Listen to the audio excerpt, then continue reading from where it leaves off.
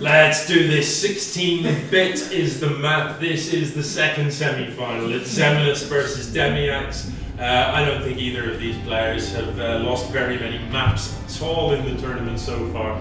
So let's see what's going to happen.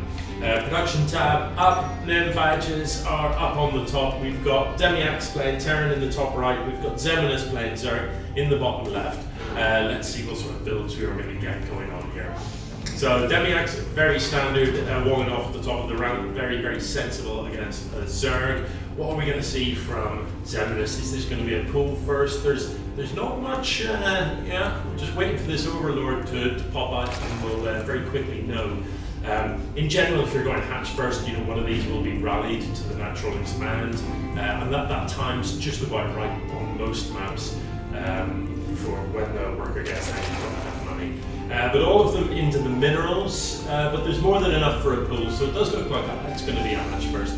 Meanwhile, Barracks is done in Terran land, and gas is in production as well. So everything looking very normal, looking very straight up.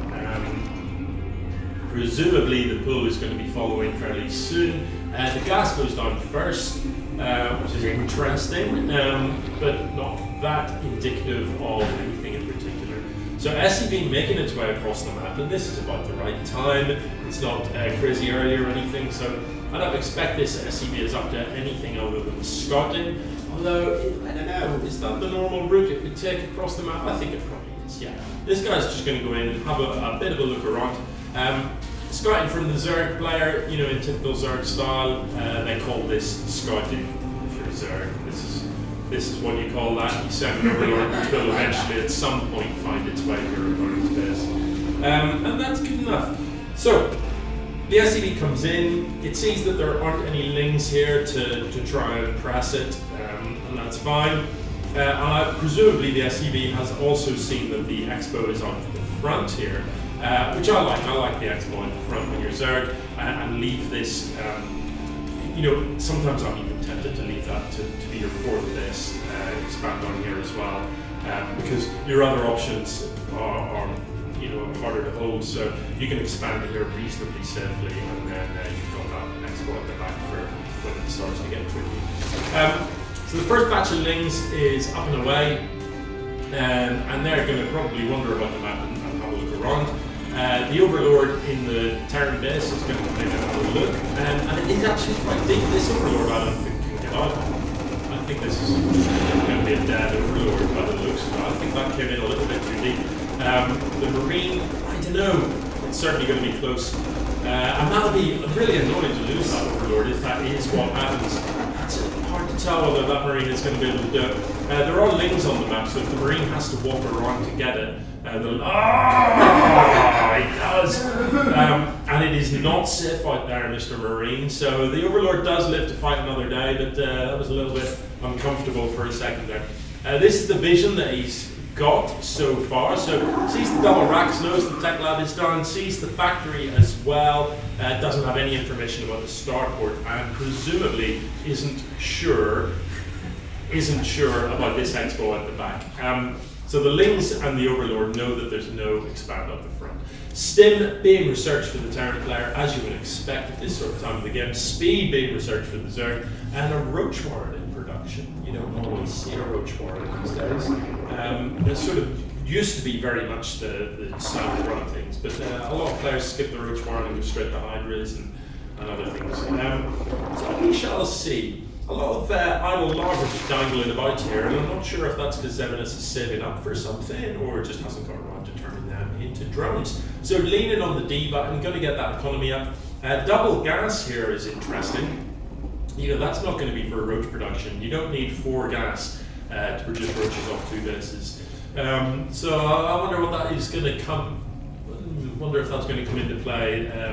Build up a pool of gas for, I don't know, use later in the game. We shall see. So the Lings parked out the front are just there to give you the heads up. Always very handy to do that, to have even just one Zergling on patrol out the front here, because you get that warning, anything moves out, attacks it, you get that warning that your units are engaged in battle, and that gives you the heads up that your opponent has come out of the front door.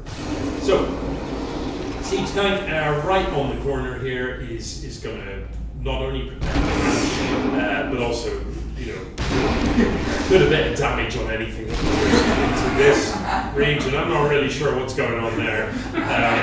Just one at a time, send these to their death. Almost got the unbuildable bits by splash damage. That's quite cool. Yeah, so a couple of roaches showing up. With this siege tank position, it's in a bit of an iffy position if Ravagers turn up.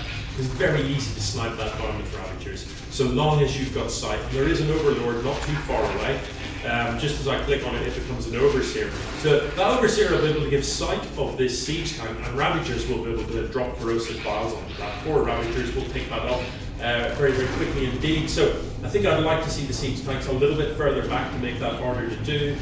Siege tanks a bit further back with the Marines in front, meaning that if the Ravagers come up to try to go, the splash from the siege tank, pounded by the fire from the Marines, will give them a very, very hard time indeed. No matter, in Berserk this, we've got upgrades going on. We've got missile attacks and we've got roach speed.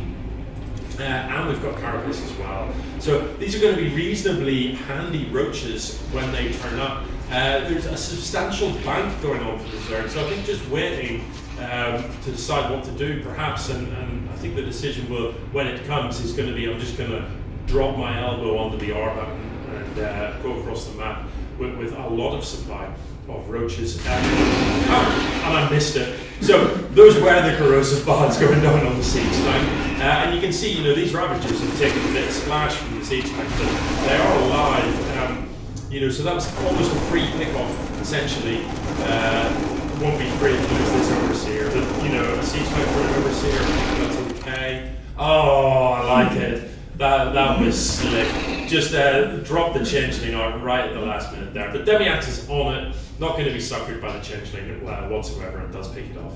But there's another one hiding here. Is it going to get inside? I don't think it is actually. So, this siege tank is pretty much back in the same place, and I've kind of been tempted just a bit further back.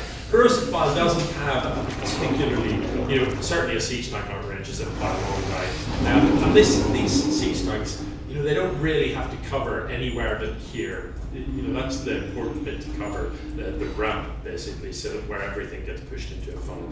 So the medevacs, I'm interested to know what they're going to get done. Flying skirting on the edge of the map, unfortunately, Xeminus does have these overlords in position to scout for this sort of thing. And I wouldn't mind seeing Demiax just unload a medevac and pick both of those off, because two overlord snipe is a pretty good chance for us to survive. So if Xeminus has been watching the minimap, he should have seen the little red dots, should have some idea that this is coming. I don't see a response inside the men though. I'd have expected to have seen the Hydras move into position and maybe the Ravagers move into position. Because medevacs, if you've de-clicked on the map, it can be a bit of a faff to move them, and a couple of corrosive bombs on the loading medevac can be a painful thing. It'd be beautiful to snipe that Hydra down here. That would be a really nice pick-off. I'd love to see the Stim just snipe the Hydra down and get out of there. Beautiful. Load and run. Call that a win, I think. Because everything's coming here. I think this is just unnecessary. You might get a few worker kills, but ultimately you're not going to trade that well. Hydras are going to get that, so outstay the welcome. The Hydra down is a nice snipe, and you probably would trade it for a reasonable number of Marines and medevacs, but you could have got out for free, and that would have just been beautiful. To nip in, grab the Hydra down, and get out again absolutely scot-free is a lovely thing. But it wasn't to be. So +1 coming up for the Terran, and that is going to finish up at about the time that these units arrive across the map. So that is a reasonably convenient timing. +2 weapons and carapace for the Zerg is a long way off. So these are +1 units, and +1 attack will just be finishing up for these Marines just as this stuff arrives. So that will level things up a bit. That is a lot of siege tank up on the high ground, but it is all on the edge. So these units are going to take a lot of splash. That was unpleasant. Just cleaning up these destructible rocks. I don't know.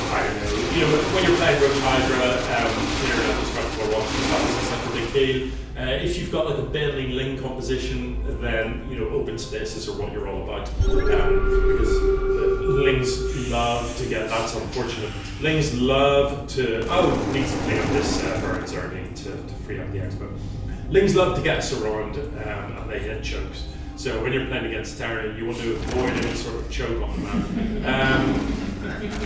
Yeah. So burrowing units to prevent an expo is a classic move in StarCraft. Always has been, and it can be annoying. And when you bear in mind just how much you get from a mule, just how much mineral income you get from a mule, having to spend energy just to clear that out is frustrating. So. Look, no SCBs in production here, but this is not very many SCBs mining. The Zerg now up to 4 bases, not saturated down here just yet, and this one just finished up. But yeah, our Terran player does need to be a bit careful. Now, this is not an enormous Zerg army here, and with this mech as well, if you unsiege these and chase this, you could give it a very hard time indeed, because it can't really turn around and fight, because if it stops, the mech catches up with it, and it can't really run because the Stem Marines can just chase it around. So I wouldn't have minded seeing Demiax move out a little bit more aggressively against this, because you've got Stim. Now that +2 has finished release, this is a much more formidable force, and these Marines on their own don't want to get caught by this. This can turn nasty. These guys need to fall back. They need support from the siege troops, which is interesting. Not even dodging the corrosive bars. And with the Barrow, this is unpleasant. So siege tanks in the high ground are going to start to be those corrosive bars. You need to split units to avoid those, because they just do so much damage to these squishy Marines. You have to split, or if not split, just with having hit Stim, it's really easy to step out of the way of them. But no production, all this money, loads of supply, no production, not one of these buildings is producing. Amazing sign. The siege tank at the back here is doing all sorts of work. It doesn't actually score any kills, but it certainly did a lot of work in that battle. It was helping out a great deal, as was this one up on the high ground. These guys, I don't think any of those actually got involved at all. The news! So, there's a turn up for the books, and that's a little bit painful, isn't it? These mutants, it's very easy to use this back expand. Look how far away the Marines are. They're all the way over here. So what are you going to do about this? You need an armory, and you need Thor, and that pretty much ends mutant grass. Obviously, turrets are good. Stim Marines are good. The mutants are bad. They're going to turn off these siege tanks for free. This is turning from bad to worse. This is not in great shape. And Demiax just taps out GG. I think that's defensible. There is a lot of money in your time, and your production hasn't really been affected. But yeah, your opponent on 4 bases. There's mutants up in your mid, and you don't really want to defense against it. But I just want to check something. If I rewind a little bit, at this point where I was suggesting that perhaps. Where perhaps Demiax could have moved out and pushed against the Zerg player. Let's just have a look. The army supplies are even, but this Zerg army is not particularly complex. Roaches, raptors, hydras. With this many siege tanks, you can crush that. So I think there was a missed opportunity there to just push out aggressively all those siege tanks. That is the DPS from that many tanks is savage and does very well against things like Ravagers. And obviously unsieged so that you can dodge those corrosive bombs. But that's not how the engagement turned out, so it is GG!